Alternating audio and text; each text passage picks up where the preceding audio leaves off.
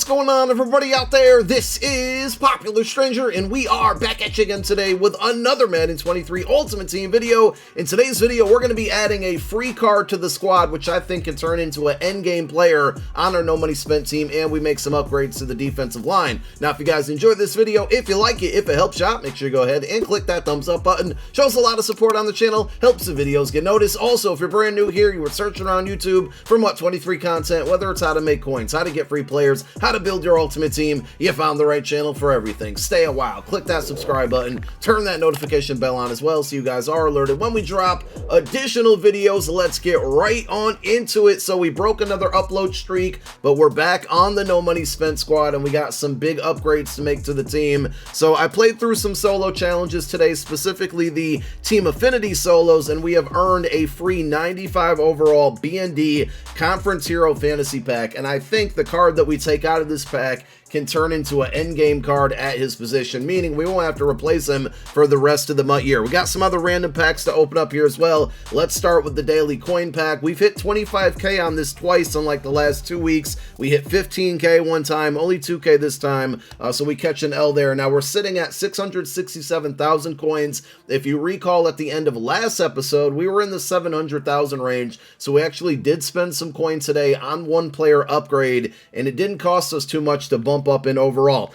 We got an 88 overall BND fantasy pack for the Team Affinity program. I don't think there's any like useful or usable cards within this pack at this point, being that we have a 97 overall team, so not even for like depth purposes. So we're going to take Quez Watkins because he's an Eagle, but we are going to end up quick selling him and just taking whatever training we can get from it, and we'll do that at the end of the video as we replace some other cards.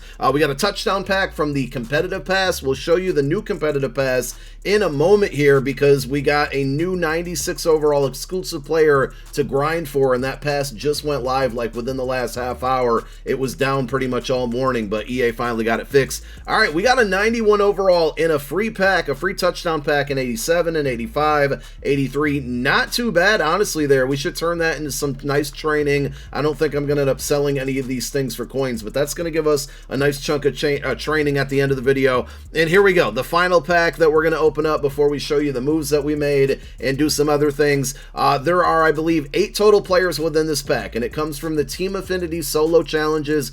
It does take, if you're starting from scratch, a bit to get done because you need 180 stars. If not, if you already kind of did those Affinity solos, it didn't take too long at all. A lot of the solos are very, very quick. So not many like outstanding super duper good cards, especially at very important positions. And if you unlock this pack and you don't know who to take from it, listen, I'm going to tell you right now, the best card and the card I'm going to be taking in this video, and who I recommended in the video on my main channel, which we will link down below in the comment section as a pinned comment. I break down the best cards out of this pack, but the number one choice has to be Matt Gay here, right? Because he's a kicker, and a kicker is super important. I feel like I don't need to explain this, but I'm going to anyway. There's got to be so many times that you've probably forgotten about, but wish that you had a better kicker on your team to get like a field goal at the end of the half, or to get, to tie the game up, to go into overtime or win a game from a field goal. And if you can get a player of this caliber for free,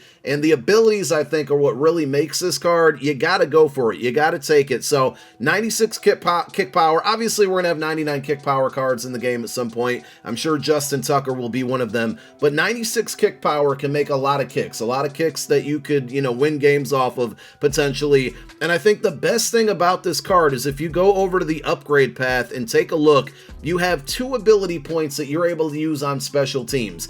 And for this card, he gets Zen Kicker, which gives you the slower kick meter for anything over 45 yards. So this is going to make longer field goals easier. It's 0 AP, okay? So out of that 2 AP that we have allotted to special teams, we have this ability, and it still costs us nothing. Then we go to this slot, and we have the focus kicker ability, which is going to be 1 AP, and that's going to give us a slowed kicking meter for 45 yards or shorter. So now pretty much any field goal in the history of field goals, we're going to have the slow kick meter for, and we're still only spending 1 of the 2 possible AP on special teams. Now we go to this bucket, and we can also get clutch kicker, which is going to stop us from being iced. That's when people call a timeout and it zooms in on your screen, and it makes it a little bit more difficult. Now with a slower kick meter, It makes it a lot easier to make these kicks even if you're iced. But now for another 1 AP, we can add that ability, and we got 3 abilities on our kicker that we can activate. It's going to be almost impossible, unless you really stink at kicking field goals, to miss field goals that are in the range of his 96 kick power. So that's why I recommend picking up this card. I think until we get another free kicker that's better and gets those same abilities, I think this will be on the team for the duration of MUT 23. Let's go ahead and add him to the lineup, and then we will show you the other upgrade that we made. Now, we had Nick Folk here, which is a pretty good pickup, a 94 overall BND weekly wild card that we got for free from the last competitive pass, and we're no longer going to need it. It is a BND, so we're just going to end up quick selling it for training. He was short-lived on the team, and honestly, that Nick Folk's still not a bad card to have at kicker, but the abilities for Matt Gay just make him so much better, and he's +1 in overall, so that's going to help out the team overall as we kind of strive here to get to 98 overall very soon, hopefully. And there we have it. So that one is added on there. Now, when we left you on Saturday, in that video, I was basically contemplating on picking up Ultimate Legend Dwight Freeney. I really like the attributes on the card. He's a Syracuse guy. I wanted to throw him on there. We needed some upgrades to make on the defensive end position on our team, and I got that card on my main squad, and I only played like 4 or 5 games Saturday night, but he was very unimpressive. I mean, he didn't do anything at all, and that combined with the market crashing, because there's a lot of really good cards out there for really cheap, I decided to not go ahead and make that move and pick up Freeney. What we did instead is we sold our Javon Curse, which was a Team of the Week card, at 95 overall. He was bumped up to 96 overall with chemistries, and we went with the Milkman JJ Watt, his AKA card, 96. Now with boosts here, he's bumped up to a 98. And the great thing about this specific card, I mean, most AKA cards you need to power up to give them good discounted abilities. This card, I didn't really feel the need to do that because we have this X Factor that you can turn on for 1 AP. The Unstoppable Force starts on, pass rush wins lead to quicker block sheds. So basically this card is going to be better at getting QB sacks and getting block sheds, and it's turned on automatically to start the game for 5 plays. It goes off for a while and then it comes back on. So I'm going to use 1 AP on that, and I'm not going to power him up to unlock these last 2 ability buckets because I only want to spend the 1 AP on this card, and I feel like Unstoppable Force is the way to go with that. This is why a lot of people think this card is better than JJ Watt's tribute card. When you factor in pricing on it, even though the tribute card's a 98 overall, it can't get this X Factor activated. And this JJ Watt's down to about 240,000 coins. I paid, I think, 246 for it shortly after. I saw one for 240, so we kind of caught an L there. But really, really inexpensive card. Now, I want to make an upgrade at right end, and I'm thinking about Mad Max Crosby, but for now, because we have Frank Clark with that free defensive rally, and we got him bumped all the way up to a 99 overall, I'm going to leave him on the team. So we're going to leave everything else as be. We made an upgrade to kicker. We got a new left end, a new pass rusher there, which is at a 98 overall, and I think the defense is pretty close to being a 98 overall as an entire unit. Here is the offense. We got a big promo coming this week. Team of the Year is on the way, and I think the market crashes a little bit more. I think we see 98 overall cards, and I think they're fairly inexpensive to start out with because a lot of people are going to earn one free for one of those Team of the Year cards for free. I've probably said it a million times, but make sure you guys play your Team of the Week solos. They're still here. They did not expire, and they're very easy to get done. If you starting from scratch or from zero, it will take a little while, but from week to week, they don't take much time at all, maybe 10 minutes per week.